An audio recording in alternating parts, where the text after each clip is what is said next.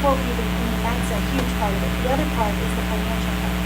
That we need to know the pros and cons for our district as it stands now, and what we could possibly hope to change to even better our standards. I'm hoping that we'll have a big review in that.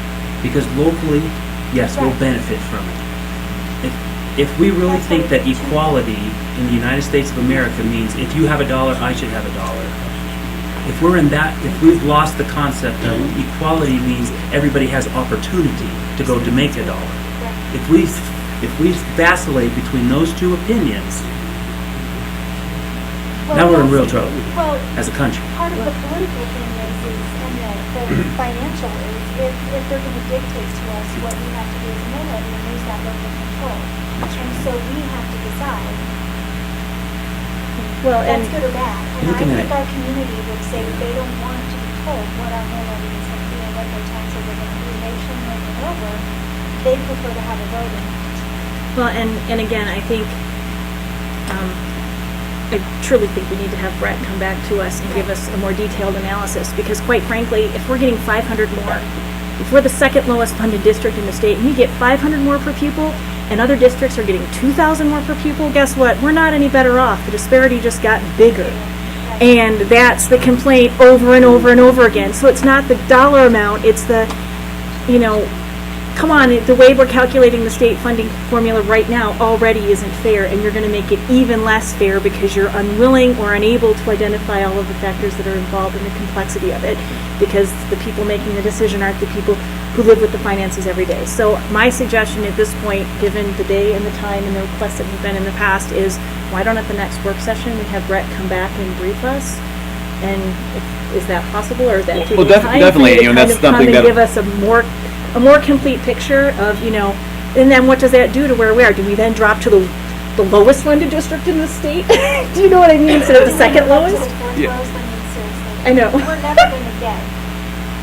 I just would like it to be fair. I would like me to not have to move to have fair funding for my kids. Keep our local control, and if it's going to take it away from us, that's the bottom line. We're going to meet on the 25th. Brett, you're going that way. Yeah.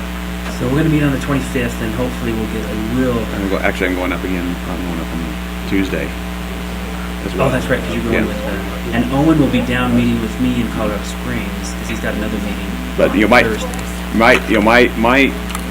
my endeavor here is to go up to advocate for the district, and not be as focused on the political aspects of it, but really just be advocating the district. Sometimes that lines up with certain political views, sometimes it lines up with other political views.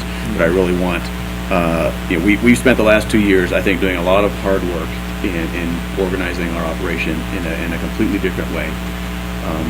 And so now's the time to be able to reach out and say, okay, this is what would work for us as well.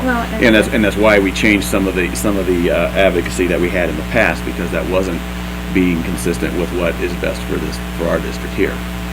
And so we decided not to participate in some of those old alliances, if you will, and to focus internally first. And now's the time to move out. Since you can't live on the Capitol Hill, to find a mechanism to keep us constant voice.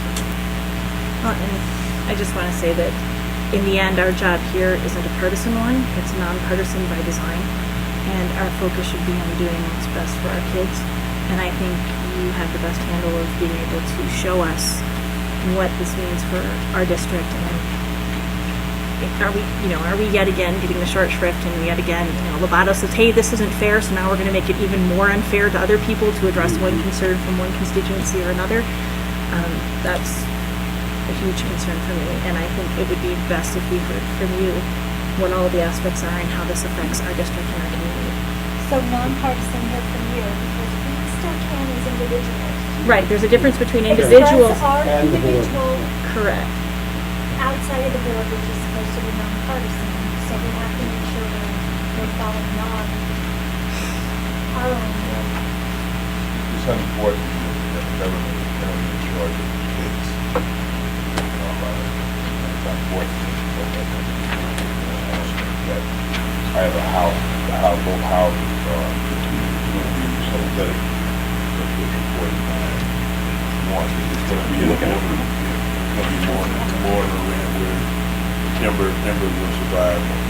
Well, if it is allowed to become partisan, then voices get quieted much more quickly.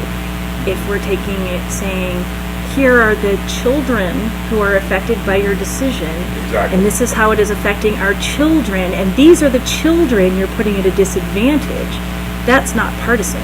That's looking at what education is supposed to be about, and that financially Brett can do for us. But that being said, are we ready to close this? And Marie makes some good points there, but it is interesting that they're calling us to come up there. And one of the major reasons why they're coming up there, and this is why I invited Brad to that committee, was that we have taken $20 million out of our budget, and we're operating better than ever.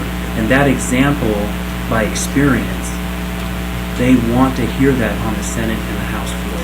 They want to know how in the world we've done it, because they want to be able to fight the argument of that. And the fact is that D49 is in the top 5 or 6 in the entire state. As to how we run our budget, it wasn't that like 3 years ago, but it is now. And they want to know how we turned it around, and they want to know how we can get other districts involved to do that. So I totally agree it's about the children at the end of the day, but the children operate off budgets in some respects. So that's a big piece of it. But Marie's right, totally right. So, All right.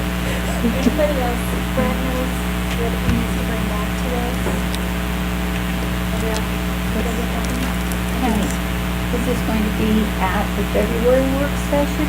I'm just since we're going up to 26th, do you want this at the 25th, you want this on the gonna have to be 27th of the work session? Or is it March? I just Well, I need to think know we for the need an update. minutes I as think to. we need an update No, on I think where we we're need at. Brett, would you be Because we comfortable would- doing it at the February? Well, it's something that we will update whenever we have a meeting, basically, whenever there's something that needs to be, that we have and such.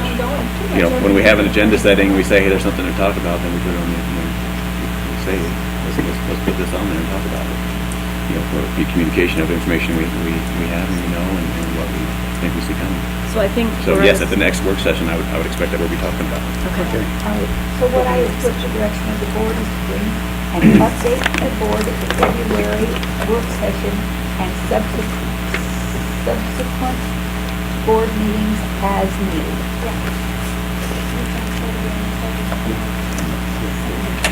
Well, and that's the way you get your community informed too, as we talked about it a lot, because they're the ones who can make more of a difference than even we can. So any other business tonight? Yeah. I move to adjourn. Second. Been moved and seconded, any discussion? Hearing none, vote please. Mr. Allen, Aye. Mrs. Harold, Aye. Mr. Irons, Aye. Mrs. Levere Wright, Aye. Mr. Wright. Aye. That should be Motion there. carries. We're adjourned. Thank you all for coming. That out should be tonight. there. Board It's meeting not is- start function. Personnel matter and evaluations, it's the board and that employee. So those will be at the end of our meeting next time in April. And unfortunately, no one can be in the room but the employee and the board. So when you see that on the agenda, it's not something open to the public, that one portion of our meeting in April. And the COO, the expectations for the coming year will be talked about then too. The other thing that we talked about was the CEO process and how we will be selecting our new CEO. So I'm going to read these, and they will be available after the meeting if you would like those exact procedures. The applicants who did not meet, we had 19 people apply, and we had 8 that met the qualifications, so that portion has been screened out. They're now in our hands to review and rank the applicants. There will be, the next step will be a panel interview of the top candidates. That will include, it's a formal interview that will be open.